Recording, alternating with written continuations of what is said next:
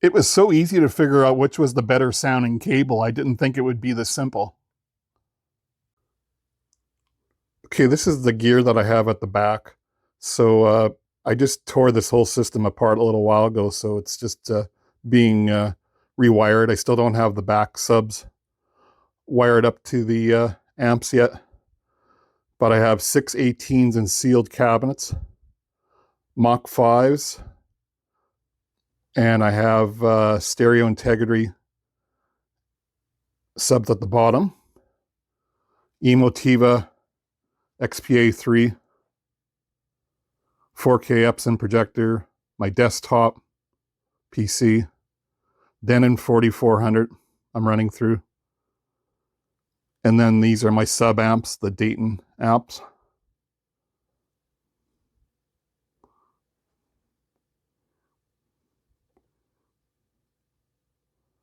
I have other 18s up front, but these are just the back subs. So there's over 6 feet of subwoofers at the back. So for the speakers, I'm using Shure Vega's the XLS 215s with a super tweeter on the side. So now I think this is the second version of these XLS 215s because they don't have the Shure Vega logo, which is usually at the bottom of the grill screen. Later, when I do more tests, I will actually hook up the Maggies beside it. As you can see, they're a lot taller and wider. But anyway, that's the gear that I'm using to test the cables. So now I'm going to try to keep this video as brief as possible. I could easily talk here an hour about this, but I'll try not to. So now this room of mine here is a home theater room, but I look at it more as a music room because I'm in here 95% of the time in the morning having my coffee, listening to music, 2-channel stereo. I might add my subs on depending on how I feel that morning. But, you know, this test was done for 2-channel stereo only. So I wasn't listening to movies and comparing the cables. I'm not sure I could hear a difference in that, but for music, I definitely can. So now, hopefully this will help you if you're shopping for RCA cables, and I can recommend, you know, something for you to buy. Now, being that this is a medium room and my main music room, when I put the room together, I was using a Adcom 535 power amp, and that's one of my favorite amps. It's just a little powerhouse. I even had the bigger Adcom amps, and I prefer the 535 over the 200 watt versions. Now, so with these cables, I bought, between the 535 and my audio video receiver, I bought a cheap monster cable, and I thought that sounded fine.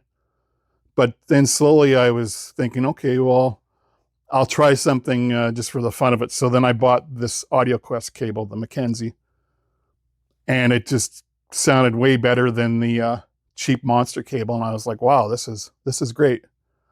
So now that I upgraded my amp to the Emotiva XPA3, I needed a center channel cable.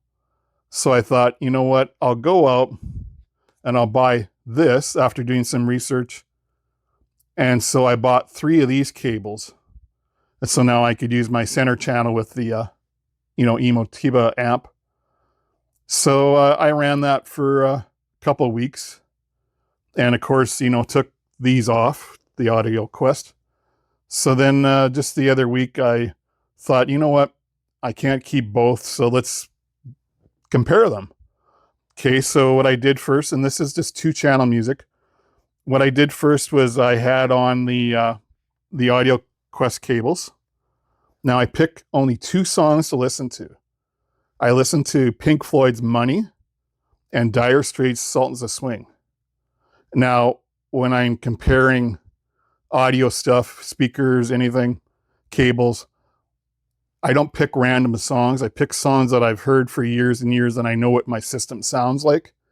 And I suggest, don't take 10 songs. And I don't think you need,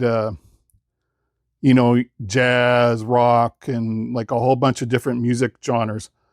Just pick something that you're used to listening to and try to pick something that has some tone to it.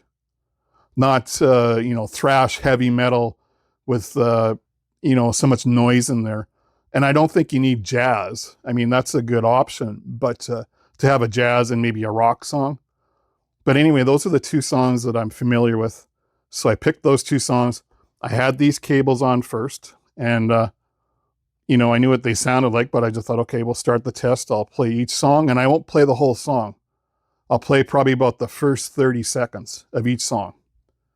So I did that, and then I put on these cables as quick as possible because I have that in my memory what these sounded like, and I didn't want to erase that fast. I put these cables on, and I was actually shocked. I thought this was going to be a hard decision and go back and forth 10 times, so I didn't really want to do this. But it was so shocking that I thought I had to do this video to tell you guys this. And these cables blew away these AudioQuest cables so bad.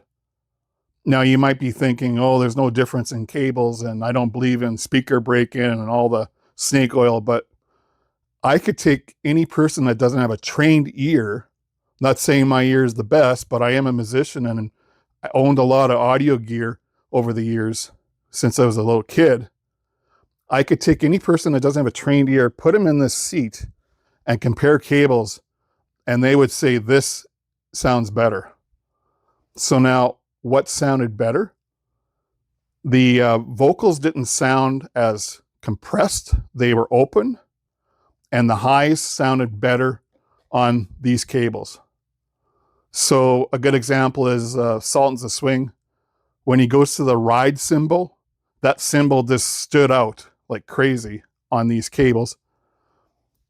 There was no reason to go back and put these cables back on. It was just obvious as soon as you put, these cables on, it was the true winner. And that's why I was shocked. But later, after I sat down, had another coffee, I thought, okay, just for fun, I'm going to put these cables back on. And yeah, I was totally right. Put them back on. It sounded more compressed, less highs. It sounded squashed. And this is just a better, bigger, open sounding cable on the mid-range. So the vocals is what I'm talking about. The vocals sound bigger, better imaging on the vocals, and better highs. As for the bass, I couldn't really tell a difference. Of course, I had my subs off and I just had the 15s going in the Vegas. And when I'm testing, I test it kind of low volume and then I turn it up just a little bit when I'm playing the songs. I don't go anything crazy, loud or too low. Just kind of a happy medium, where you're used to listening to music all the time. But yeah, I bought these on Amazon and there's a break-in time of, I forget what it is, 170 hours or something like that. I haven't hit that yet. It's supposed to sound better, but I'm not sure I believe in that.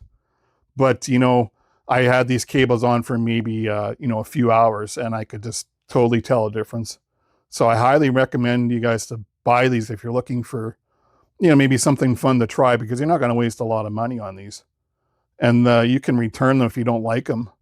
Now, as for being a big specialist in RCA cables, I'm not. So this is, the best ones I've ever bought. So that's all I really have to compare against. I haven't heard anything better, and I sure wouldn't go out and spend that kind of money again. If I ever need more cables, this is what I would buy, but I'm done. I'm not buying any more cables. And, of course you say that all the time, but no, these are so good. So, hopefully this video helped you guys today, and give these a try and let me know what you think. Or if you own these cables, leave some comments below and tell me what you think of these. And, I had thoughts a couple of years ago of upgrading these to better AudioQuest cables, but I'm sure glad I didn't do that.